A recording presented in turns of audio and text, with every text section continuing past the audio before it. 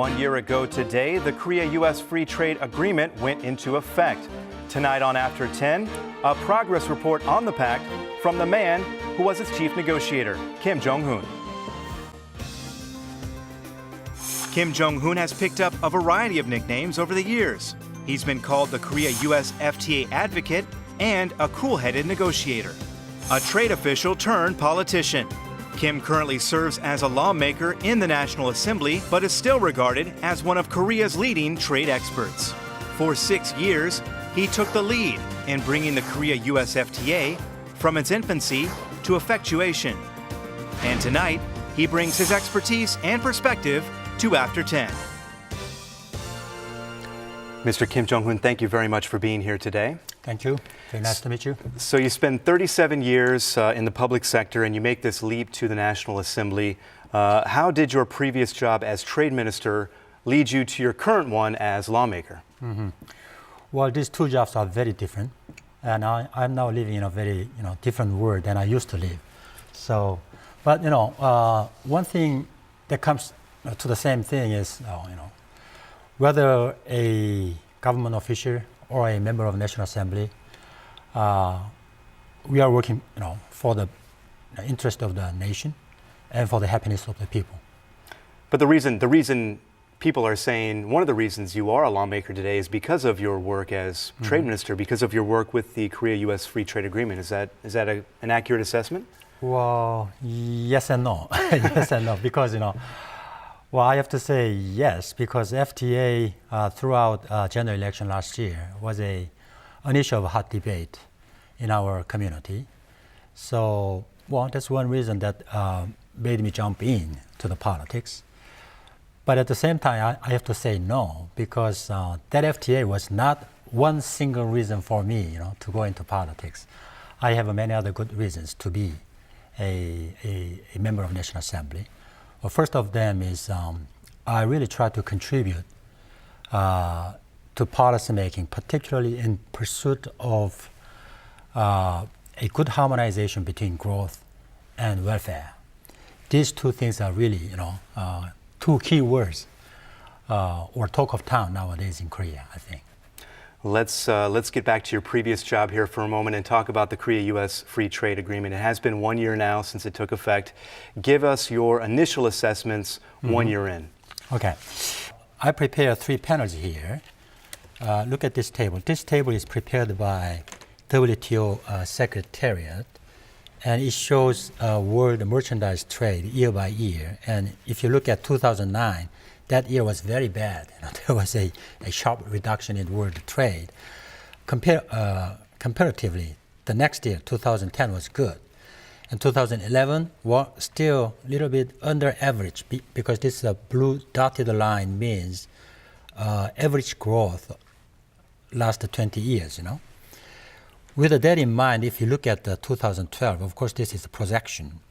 It is still far below the average growth, and it is almost a 2% reduction, compared to the previous years. So last year was not good in terms of performance of world trade throughout the entire world. That's right. But look at here, Korea's trading goods, global trade. I mean two-way trade. This is export, import, and 2011, 2012. We can compare. There's a reduction of 1.3% in export, and almost 1% reduction in import, and all in all, 1.1% reduction, export and import together. So it's down, but not as bad as it could have been. That's right. So, it is better than, 2% down. Sure, of course, yeah. Well, if you look at the case of Korea's trade, vis-a-vis United States, we can compare 2011 and 2012. The year we have the, entry into force of the Korea-U.S. Free Trade Agreement.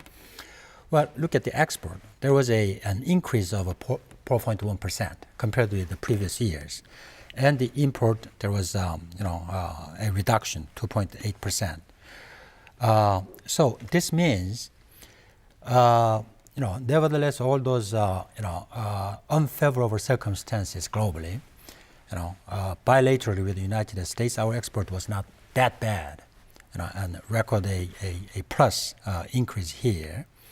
And I think one of the reasons for this kind of a record is because we have a free trade agreement with the United States. That's why, I think all in all, my assessment for last 1 year, after it entered into force with our bilateral trade with the United States, was quite positive. How specifically, though, has the FTA contributed to what we're seeing here? Of course, with the trading goods with the U.S., that makes sense, of course. But in terms of the economy as a whole and trade as a whole, how has that affected the Korean economy over the past year? Well, not only in trading goods, in services and in terms of inflow of foreign direct investment. As far as I remember, in 2011, the FDI inflow from United States was somewhere around $2 billion. But there was a sharp increase. Last year, we accepted almost $4 billion of foreign direct investment from United States. So that means investors of United States look for better business opportunities in Korea due to the terms of the agreement. You have a positive assessment, it sounds like. Has this met your expectations? Has it fallen short in any aspects? How has it compared to what you expected it might do? Well, it's maybe 1 year will be not long enough, to have a very solid and objective assessment. But again, I can say so far so good. But if you look, comparing the estimation that many research institutions published, before the negotiation would be concluded, then even that comparison gives us a very positive assessment, both in terms of trading goods and in terms of inflow of FDIs into Korean market. So I think it's quite on our expectation, and that's why I said again, so far the assessment is quite positive. 1 year of the Korea-U.S. FTA. Are the two allies satisfied with the results? Proponents and opponents of the FTA have made their voices heard over the past 12 months. The Obama administration is expected to impose trade pressure on Korea after analyzing the effect the FTA has had on domestic industries. With 1 year past, we take a look forward at the challenges that lie ahead for the Korean government. The auto industry here in Korea, clearly a big winner thus far. Korean exports of cars to the U.S. increased 19.5% over the past year. Auto parts by 12.5%. Huge leaps there. They've done so well, in fact, that some are wondering if this free trade agreement might not be balanced a bit in favor of the auto industry. What would you say to those people who have that concern out there? Yeah. Well, yes, you took example of auto, but automobile, we have to recognize brings effect on a wide range of components and parts. So it has a very, connecting, influences on other, manufacturing businesses. Number one. And number two, out of that many components and parts, many of them is being manufactured by small and medium companies, not necessarily by the big companies like Hyundai. Sure. So that's one good merit, that we can utilize this agreement when you say automobile is being sold quite good in the United States market, and there's a sharp increase of our exporting components and parts. That means there's a great deal of opportunity, business opportunities for small and medium, manufacturers in Korea. And that is being spread around, basically. The auto industry, by expanding, is sort of expanding around the country to different sectors, and the small and medium-sized enterprises as well. The big concern coming into this free trade pact was with the agricultural industry. Huge concerns there. We heard a lot of voices of discontent, shall we say, about the FTA. Things have actually turned out rather well, it would seem, over the past year compared to what those fears were. What's your sense of how things have panned out there, and did that surprise you that the agricultural industry has fared relatively well over the past year?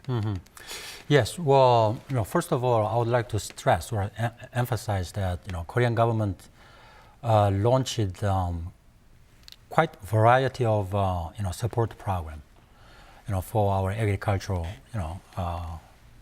industry and farmers. If you look at the figures, for last 1 year, this is quite surprising. Our export, Korean agricultural products increased almost 7% to United States. Things like red ginseng, kimchi, I saw, things of Yes. that sort, right? Yeah, and seaweed, and even beverage, and kimchi and ramyeon, the noodle. Sure. There's a very sharp increase. And if you look at import, import is, on the contrary, it reduced almost 16.8% down, compared to the previous years. So all in all, that means agriculture is not necessarily, what can I say, a very unfavorable circumstances due to this agreement. Did that surprise you? Has it surprised you? Well, I really didn't expect that much of increase in export and decrease Sure. In import. And but still, if you look at the specific products like orange and cherries, yes, our import from United States has sharply increased, but still the price is quite stable. And of course, we have some competing products like how do you call that? Korean citrus, The tangerine. Right, the tangerine. Yeah, Right? tangerine. Korean tangerine. Yeah, there's some effect on there, but still the prices are quite stable for last several months. So well, that does not mean that everything is good, but still, my government is ready to raise up the competitiveness of our fruit growers while we are implementing the agreement. It's been 1 year now, so the jury is still out, of course, on the long-term effects of this FTA. But already there are people assessing it, of course, and they'll be doing that. The U.S. is one of them. They're assessing the long-term effects of this FTA on especially their small and medium-sized enterprises. They've gotten the ITC involved as well to sort of look into this aspect of the FTA. Yeah. There may be a concern there from Korea's part that the U.S. might be thinking about exerting some trade pressure on Korea down the line. What do you see when you take a look at these things? Well, Scott, trade takes place when two parties, come to a kind of a common understanding that such trade is mutually good or mutually beneficial. So in my common sense, and as far as I understand, any trade cannot take place under pressure. If anyone press on me to buy something, then You're going to walk away. that's right, which Sure. I don't want, then I will refuse that. So, Sure. in an open economy, whether one party feels kind of pressure from the other party, I think such an approach or such a sense itself is not really good. Right. So we have to understand and have the strong belief, that trade takes place when two parties come to a common understanding that trade is good or mutually beneficial. Common understanding, that's one thing. This ISD, this investor-state dispute settlement issue has been a major issue, of course. Talks have been suspended. Do you see any chance of renegotiation of the ISD in the near future? Yeah, well, that issue, ISD has been really outstanding issue, very heavily and politically charged throughout general elections last year. First, number two, already talk between two governments is underway, because toward the end of congressional approval and toward the end of ratification procedures, then President Lee Myung-bak have announced publicly that we will explore the opportunities to talk on this issue again or to renegotiate with the United States. And such announcement was based on mutual agreement. Then my counterpart, Ambassador Kirk, agreed to that point.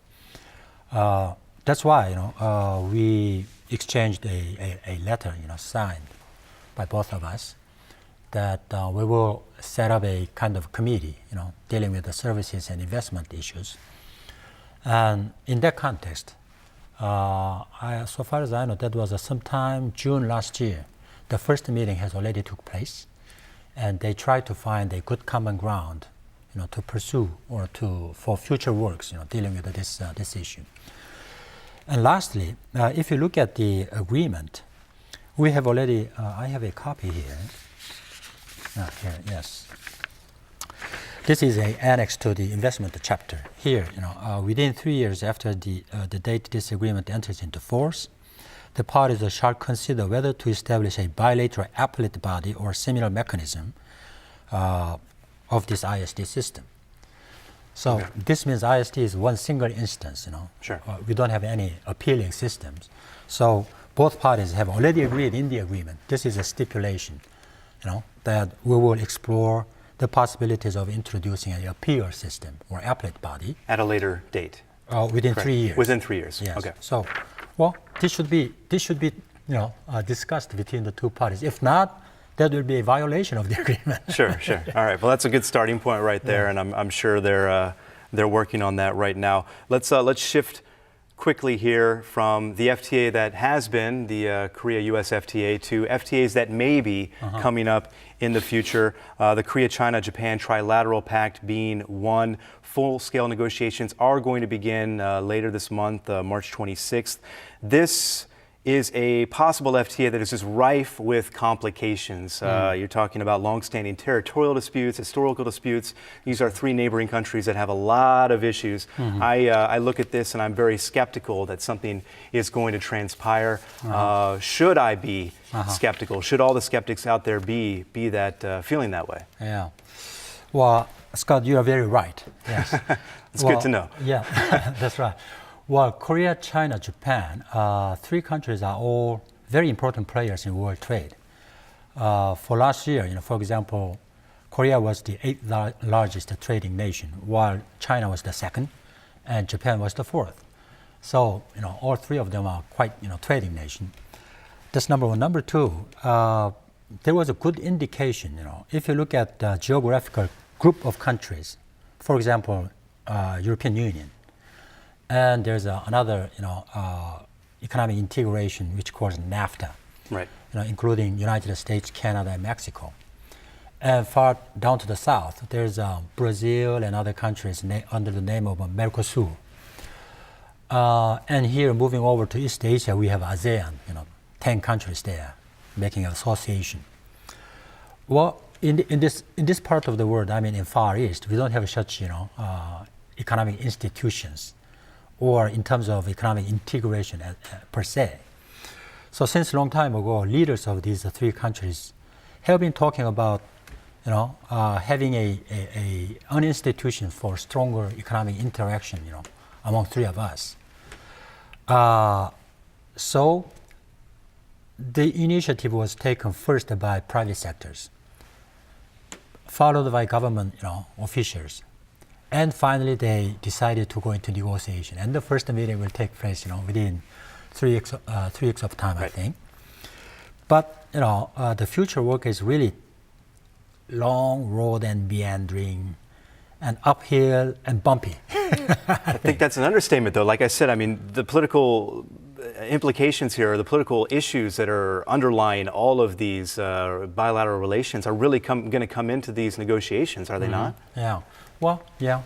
Well, certainly there's a kind of rivalry sentiment, between Japan and China, and there's very, again, emotional, territorial disputes, or kind of historical, interpretative, argument, argument, among three of us. So all these are social or political issues, but heavily affecting, on the procedures of negotiating this kind of trade agenda.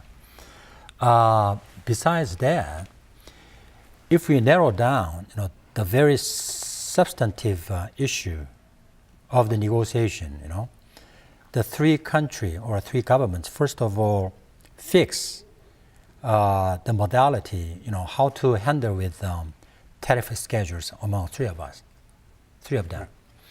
Because this is not one-on-one negotiation. The players are three. The equation is very much different and complicated. Right. So maybe there will be two ways. Only to have one single tariff schedule, applying at the same time equally to three countries at the same time, or to have a combination of one-on-one, tariff schedules between Korea, Japan, Korea, China, and between China and Japan.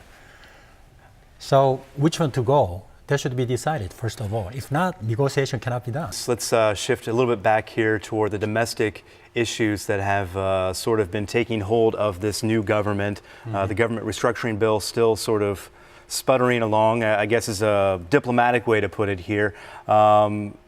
Big issue is the trade negotiations. The trade ministry having its trade negotiation role taken away from it, away from MOFAT, Ministry of Foreign Affairs and Trade.